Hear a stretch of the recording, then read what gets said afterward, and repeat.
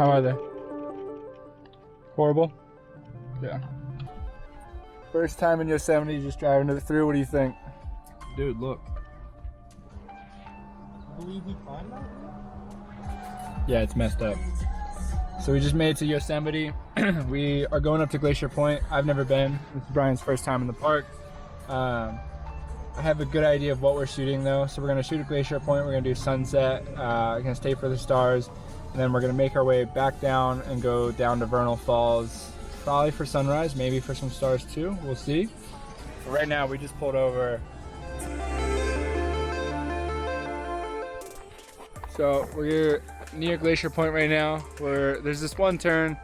Everyone's probably seen this photo a million times, and it's someone, either their car, a girl, or a skateboarder riding down this. We just scoped it out because neither of us have been here before, and it looks pretty perfect, except there's no pull-offs anywhere near it, and we're kind of tight for time. So right now, I have my camera ready. Ryan's getting the skateboard ready.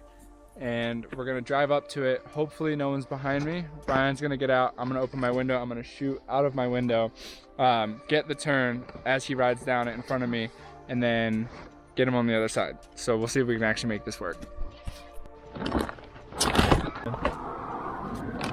Wow. Wow, all to get a skateboard. He's tearing my trunk apart like a bear hungry for food.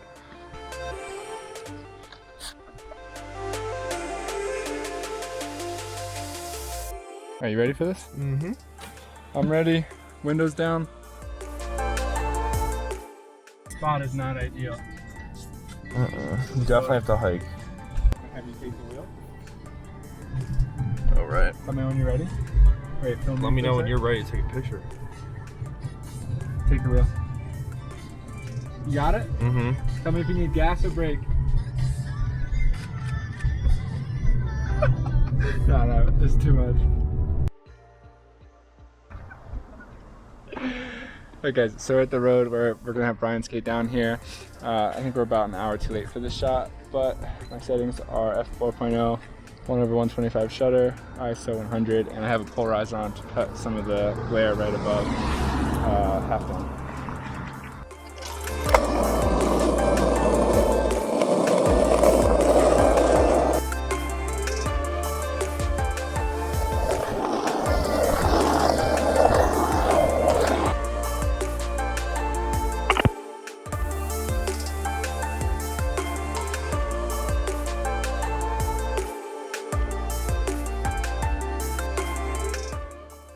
Alright, so that's Half Dome. We're going up there to shoot at Glacier Point for sunset, and then that first waterfall in the shadow is where we're going for sunrise. I don't know, it's pretty sick scene. I've never seen it from up here, so that's tight.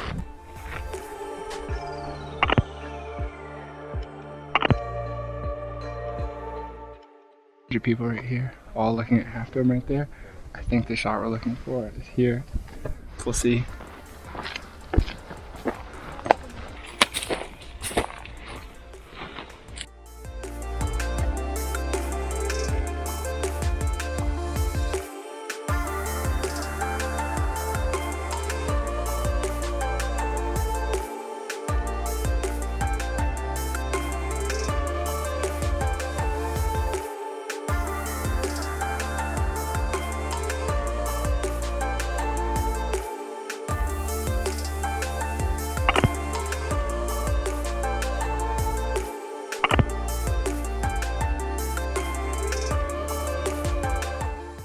So we just made a few laps around the tours, trying to scope the spot we've seen photos of. We didn't quite find it, or it was just Photoshop because we think we found it.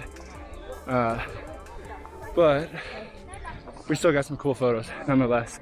And now maybe some pink will come out in the sky, get some time lapses, we'll see. Wow.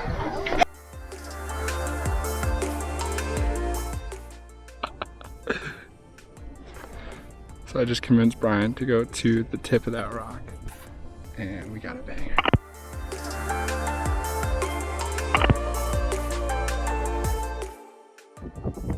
we got sunset going on right now. Me and Brian are gonna kick it here for a few hours, wait for the stars to come out. She gets this cool little app so you can plan. You got Sky Guide, And up in this top left corner, if you can see it, and you click the time, you can fast forward. Right now it's 8:20. Based on yesterday, the stars really came out in full darkness at around 10. So compass is on, and it moves with real time because of GPS.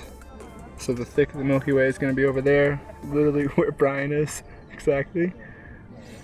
But the tail end of it should be right there. So we could probably get some cool stuff. Guys, so we weren't going to film anything out here, but just wanted to go over something with you. Can you put that on the brightest one it has? We went to the Glacier Point. I have never experienced this. I've experienced photographers taking photos of the stars, but there was a few hundred people out there just messing around. I don't know what they were doing. Some of them were pointing lasers in the sky, doing a star class, I guess, ruining pretty much all of our photos.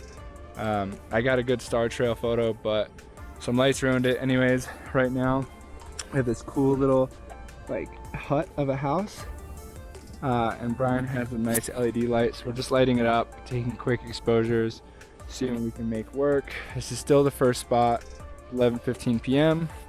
till the next one.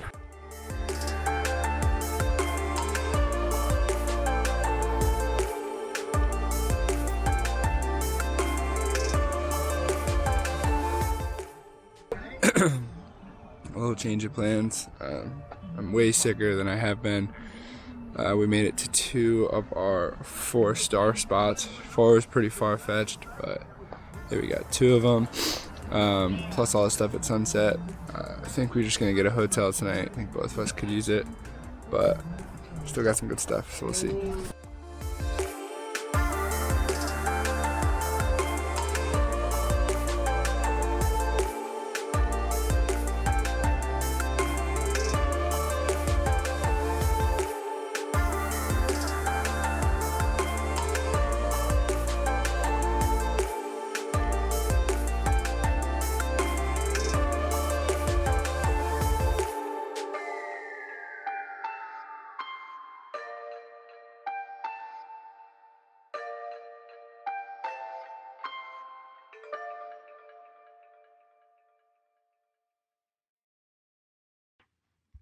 All right, guys, just to kind of recap Yosemite, after Tahoe, we kind of drove through the night, and we ended up not making it to Yosemite for sunrise because we were super beat. So we ended up sleeping in a Walmart parking lot, and then we kind of drove through Yosemite the whole next day through Tioga Pass. We stopped a bunch to do some bouldering. We didn't really film any of it. It was just kind of for fun. And then we made our way all the way up here to Glacier Point for sunset. I'm going to go through 2 photos here. So we ended up doing Glacier Point for sunset, went in the car, and then we came back out about an hour and a half later to shoot stars at Glacier Point, which was a miserable experience. There was 200 people up there for stars. There was people flashing lights everywhere, people making noise, people had little lasers pointing all over the sky, ruining everyone's photos. Me and Brian literally couldn't believe how ridiculous it was. So we ended up going to shoot stars at Tunnel View, and then the following morning we had plans to do Vernal Falls for sunrise, but I woke up very, very sick, not feeling it. Brian actually ended up shooting stars for about another 2 hours past me, and neither of us made it for sunrise. So anyways, it was kind of a brutal morning, but we worked with the conditions we were given, and I still think I got a few photos I'm pretty happy about. So this being the first one, set Glacier Point. I've seen photos of this spot. I've seen a lot of fake photos from this spot, which was slightly disappointing, mainly just because there were certain compositions I was super excited to shoot and super excited to find, but they didn't exist. And I can promise you that because me and Brian were making laps all over this place trying to find some of these spots. Anyways, I use Photoshop all the time. I know how to use photo manipulation. I don't do it too often because of reasons like that. You kind of ruin it for people who are expecting that place when you get there. But anyways, I'm stoked with this photo. I honestly don't think I've ever seen this composition before. It almost reminds me of Angel's Landing, where someone's kind of at the edge in between this crazy canyon, but it's super cool that Half Dome's right here. Just gonna start off with lens corrections, just slightly, and then hit my base edit, and I know I'm gonna be cranking the exposure on this one. Yeah, just to bring it up, and then drop the highlights even more. Maybe the shadows too, just so those can retain a little bit. Maybe one stop back up. I'm gonna bring up the vibrance, and generally this entire photo now, after that vibrance kick, is too blue. It's a little towards the magenta, but I don't mind that as much as the blue. So I'm just gonna put this up to a point where I like it.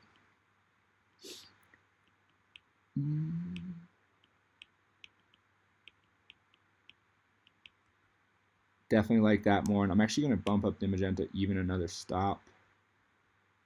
And I'm gonna bring in a radial filter for the sky, just to put in a little bit extra yellow warmth. So I'm gonna invert that to the inside. And I'm gonna crank that up quite a bit, even add some dehaze. Maybe even a little bit into the top of Yosemite. Drop the highlights, it looks a little too bright there. And then to negate this, I really like what's going on here, but I'm not the biggest fan of what's going on up here. So to counter that, I'm going to take a graduated filter, bring it down just past the clouds, and I'm just going to bring that really blue to get some blues back in my photo. Let's see. I'm going to bring it down a little bit more because I really want it to blend with the sky. I don't want it to look like I added a graduated filter.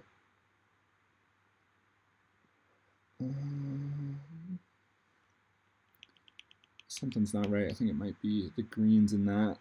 So I'm going to keep it there. I'm going to actually drop the exposure too. So just it kind of looks more like it's getting towards nighttime. See how that looks. I am definitely digging that.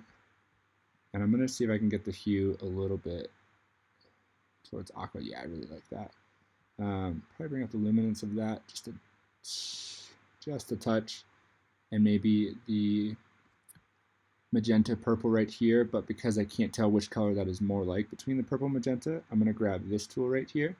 And what you do is you click on that, and you can see your cursor changes. So you go and find the color you want to change, luminance obviously, and I'm going to click and push up, and it's going to up the luminance of whatever colors are in this kind of color palette, and if I push down, it'll just go down. So I'm going to just do that, click up. Yep, it's purple magentas as I thought. Just want to get a little bit, if that's good. And to get back to your cursor, just click that one more time. And then I'm going to saturate my oranges and yellows. It's too much on the oranges. Got that.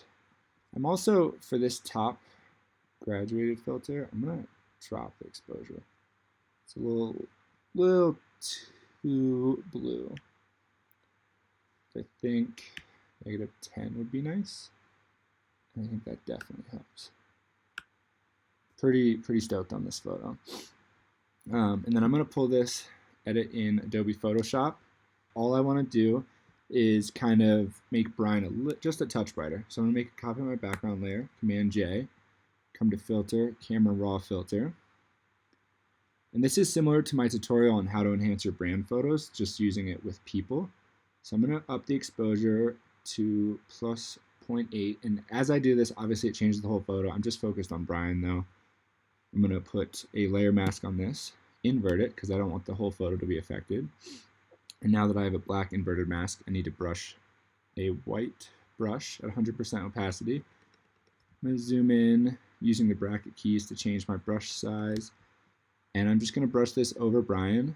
I just want him to be a little bit more stand out. It's a very small change that'll just enhance the photo kind of as a whole, and it's very, very subtle. But I do think it'll look a little bit better. I'm going to press X to switch to a black brush really fast. Looks like I went over just a touch too much. Okay. And I'm going to do before, after. It's too much, so I'm going to drop the overall opacity of that. Before, after, and maybe one more touch lower. So I want this to be super subtle, but I think that's perfect. So that's it for this one. All right, you know what? I just started recording this again because as I looked at this photo more, there was one more thing I could do that I think would make this just slightly better. So I'm going to make a merge visible layer, which is Command Option Shift E. And that's just a fresh layer of everything below it. And I'm going to actually just make this canyon slightly bigger, including Half Dome. One, because this is all empty composition. This is all empty composition. And kind of the angle that you're shooting at, you can't really show the intensity and size of this canyon or of Half Dome. And it just seems like not a properly filled composition. So I'm not going to do anything too crazy, but I am going to just amp it up a little bit. So I'm going to grab my rectangular marquee tool, make a selection from the top of the photo, pretty much just to the top of Brian. If Brian wasn't in this, I would bring it to here, kind of just under this baseline and almost to the bottom of this. But because he's here, I don't want him to be affected by this. So I'm going to just have that selected, and then I'm going to do Command T for the free transform tool. And I'm just going to push this up. Just because I really want the size of Half Dome to really kind of come through in this photo. I didn't change anything in this photo. I didn't put anything that wasn't there. Yes, I did do a little bit of photo manipulation, but it's kind of how you look at it. To me, I'd rather enhance something that's already there opposed to putting something there that wasn't already there. So that's it for this one. For the second photo I'm going to edit for you guys at Yosemite, I'm going to edit something as well from Glacier Point. It's actually here, if you can see this, and I was using my Sky Guide app on my iPhone to kind of like find out where the Milky Way was, line it up behind this cabin how I wanted it, and all of these are pretty much just test shots. Some of them are real shots, some of them are slightly different compositions, and all of them, as you can see, the light is different in every single one. This was also a new moon. This is the day after Lake Tahoe, so very little light pollution, foreground completely black, and so with that, we had to use Brian's LED flashlight to try to brighten up the foreground. And I'll just kind of like go through these really fast so you can see the difference. Like, this isn't an easy boom, turn on the LED flashlight, get your shot. Like, it's very much a trial and error, as you can see here.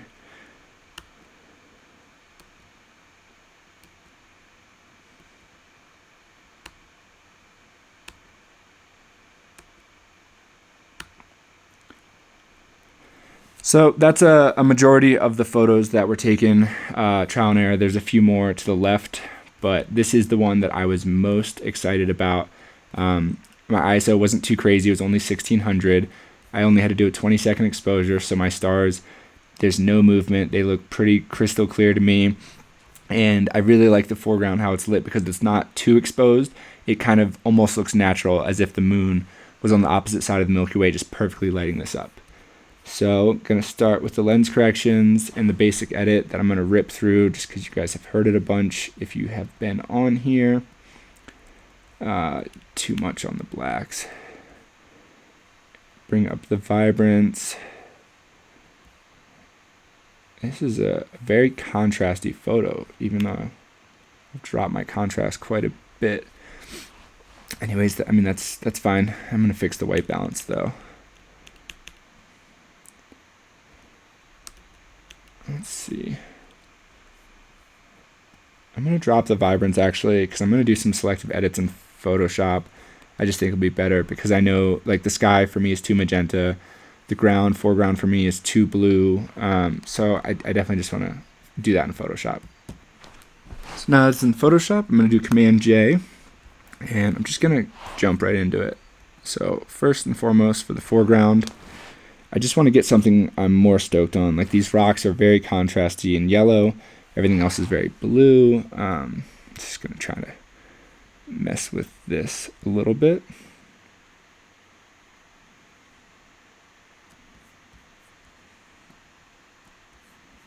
So that I really like for over here and here. So I'm going to click OK. Throw on a layer mask and invert it to take the effect away. And then I'm going to use the right bracket to make my brush bigger. Since I'm on a black inverted mask, I need to use a white brush. 100% opacity, normal for the blending mode. And then just kind of brush it in where I want it. You could make selections for this, but to be honest, I don't use selections that often. I've kind of mentioned this before in other videos. I think the main reason is just because unless you're doing something very fine-tuned, I don't really think that you need it. And unless I'm like printing something at a massive size, like there's most cases where if you use a soft edge brush, you can mostly get away with the blending, and it actually kind of makes it almost more natural. I'm going to make one more merge visible, Command Option Shift E. Same thing. I'm going to clean up these rocks.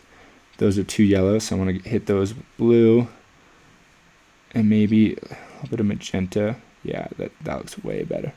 Maybe drop the contrast too. I don't know what is up with that.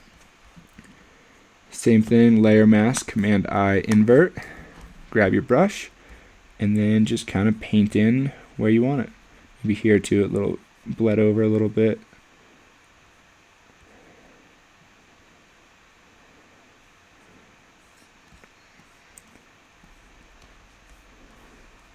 Very stoked with that. So let's do before both of these. I think that's much better. I'm going to take even like a 30% brush and just kind of blend this. Just like one quick pass so there wasn't any like harsh lines or anything like that. Another merge visible, Command Option Shift E. And now I'm going to take care of the sky in Camera Raw Filter. And this, I definitely want it to be more blue. And I'm only looking at the sky. Obviously, this changes the foreground. More green. Jack the vibrance up. Jack the whites up. A little bit of drop in contrast just to balance those whites. And bring it more to the green. Not that I want a green sky, but it helps give a better balance to the blues, if that makes sense. Yeah. And I'm going to grab the equivalent of a graduated filter. I need to set all of these to 0. That's from a past edit.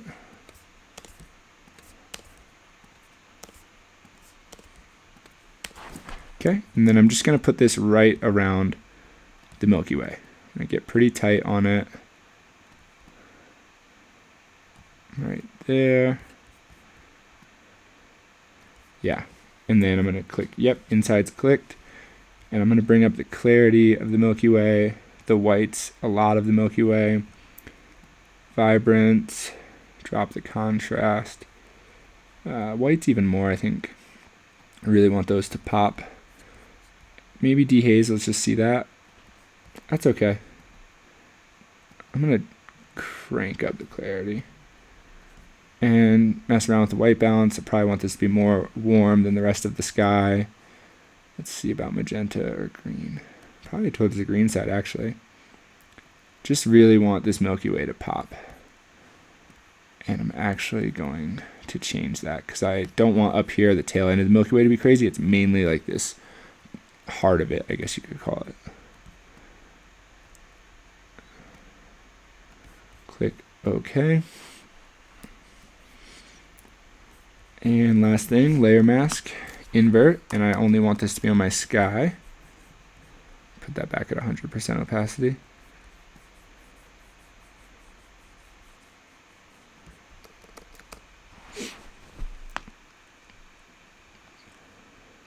Make my brush smaller.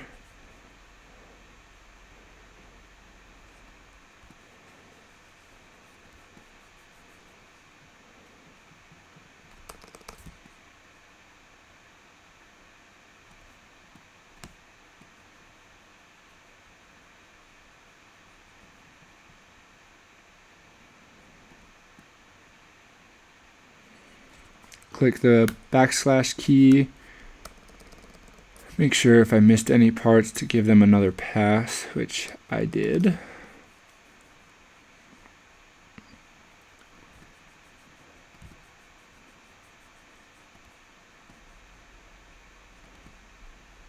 Backslash one more. Do before and after of that layer. Stoked on that. Do one more merge visible. And I'm going to use my spot healing brush tool. The shortcut for that is J. It looks like the edge of a tree went out. That's just part of the rock, but it's kind of distracting. So I'm going to just make this rock a little bit cleaner. Make sure there's no things that look like a dirty sensor sticking out. And then lastly, I'm going to just overall give it a bump in vibrance, just for my personal taste. See that before, after. One more little bit of dehaze. Drop the contrast. Before, after. I think that is an awesome final touch. And that's it for that one. So, hope you guys enjoyed this episode. See you on the next one.